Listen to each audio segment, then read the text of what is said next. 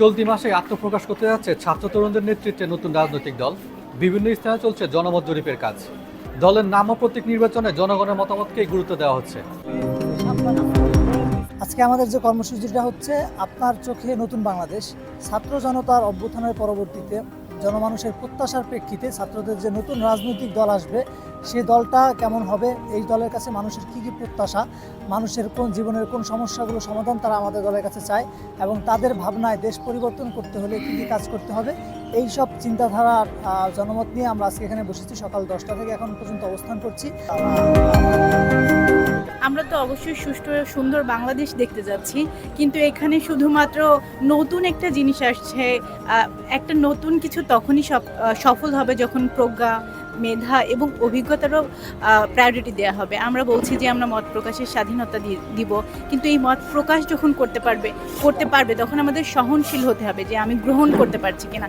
আমি চাইবো যে যে নতুন দল আসছে তারা সকলকে তাদের মত প্রকাশের স্বাধীনতা দেওয়ার পাশাপাশি যেন সহিংসতা না হয় সেই বিষয়গুলো খেয়াল করবে, এবং আমাদের যে সম্পদগুলো আছে সেটা কোনো নির্দিষ্ট কোনো গোষ্ঠীর না, এটা আমাদের সকলেরই।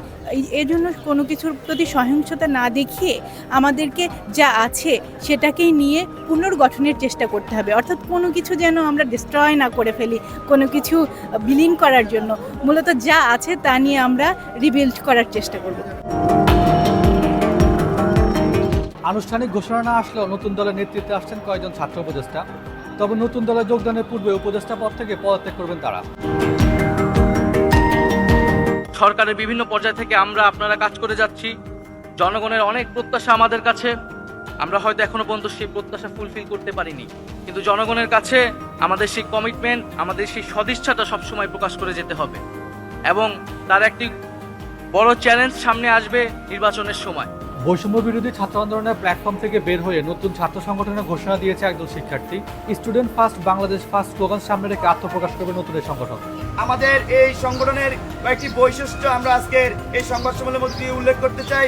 তার মধ্যে আমাদের এই ছাত্র সংগঠন কখনোই লেজুর ভিত্তিক ছাত্র রাজনীতি তারা করবে না।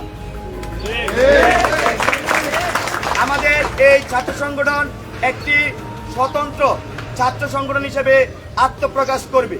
আর আত্মপ্রকাশের যে তারিখ সেটা আমরা এখনো নির্ধারণ করিনি। আমরা এই জনমত জরিপ এবং আমাদের যে চলমান কর্মসূচি, এই কর্মসূচির উপর ভিত্তি করে আমরা আমাদের আত্মপ্রকাশের নির্ধারিত টাইম আপনাদেরকে জানিয়ে দেওয়া হবে। এটা নিয়ে আমার মতামত হলো, হ্যাঁ, অনেক দল আছে যারা আর অনেক শিক্ষার্থীরা আছে যারা আগে রাজনীতি করতো। তবে আমরা যারা আছি, যারা নতুনভাবে মানে দেশের রাজনৈতিক জিনিসপত্র নিয়ে ঘাটাঘাটি করছি, পড়ালেখা করতেছি অথবা জানতে চাচ্ছি, ইচ্ছুক আর কি, তো ওনাদের তো আসলেই কোনো দল নাই, বা আমরা জানি না আমরা কী করব না করব। তো এই ক্ষেত্রে যে নতুন দলটা আসতেছে, এটা আমি মনে করি খুবই ভালো একটা উদ্যোগ। কারণ যারা আগ্রহী দেশের ভালো কিছু করার জন্য, সেক্ষেত্রে তারাও একটা কিছু করতে পারবে, একটা প্ল্যাটফর্ম পাবে দেশকে সেবা করার জন্য।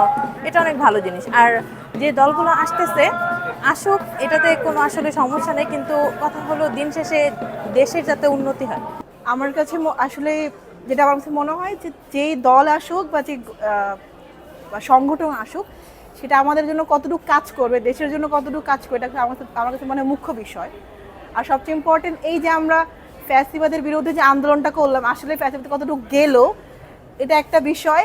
কারণ হচ্ছে আমার মনে হচ্ছে যে ফ্যাসিবাদ যাওয়ার পরও আসলে যায় না, আমাদের রক্তে রক্তে যে দুর্নীতির বিষয়গুলো এটা এখন রয়ে গেছে। তো আমার কাছে মনে হয় যে যেই দলই আসবে তারা আমাদেরকে, আমাদের জন্য, আমাদের সমাজে, দেশের জন্য কি করতে পারবে, অ্যান্ড আগামী ফিউচারে আমরা কি করতে পারবো, দেশকে কতটুকু রিপ্রেজেন্ট করতে পারবো, এটা খুব মুখ্য বিষয়। ওই যে বলতেন না যে আমরা আসলে ফ্যাসিবাদ দেখতে দেখতে এখন একটা মনের মধ্যে কোশ্চেন চলে আসতেছে, আসলেই এই নতুন করে যে প্ল্যাটফর্মগুলো ক্রিয়েট হচ্ছে আসলে কতটুকু ভালো হবে, এটা একটা আসলে আমাদের মনের মধ্যে প্রশ্ন দিয়ে নাড়া দিয়ে উঠে।